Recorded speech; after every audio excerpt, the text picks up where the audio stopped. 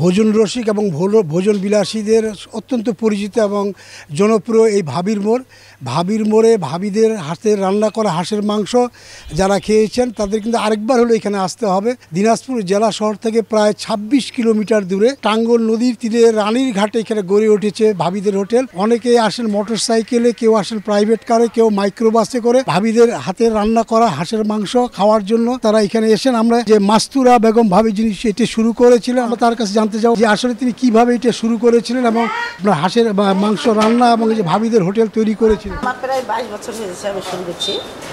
তখন rubber drum বিড়ি ছিল না, 10 টাকা 20 টাকা যেরকম যখন খাইছে মানুষ তখন দিন আমি চালিয়েছি। সস্তার আমলে 1 কেজি চাল আনলে 10 টাকা কিনে আনলে আমার 6 প্লেট ভাত হয়, 60 টাকা বিক্রি। আমি এখন প্রায় 60-70টা 80টা আমি সুযোগ পাইলে সরকার ছুটি হয়ে যায় আমি 100 প্লেট আমি কাটি। প্রথমে আমি 2টা-4টা শুরু করছি ভাত ভাজি ভর্তা দিয়া।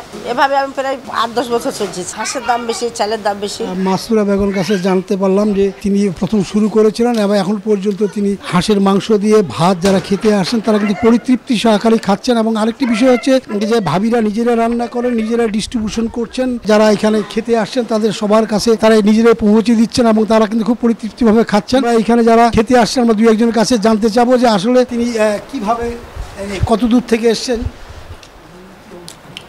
আমরা দিনাজপুর থেকে আসছি, দিনাজপুর শহর থেকে। অনেকবার শুনছি যে ভাবির হোটেলে নাকি খুব ভালো খাওয়া হয়। প্রথমবার আসলাম, খুব ভালো লাগলো, মাংস হেভি টেস্ট হয়েছে। আরেকজন আছে তার কাছে জানি যে কি অবস্থা।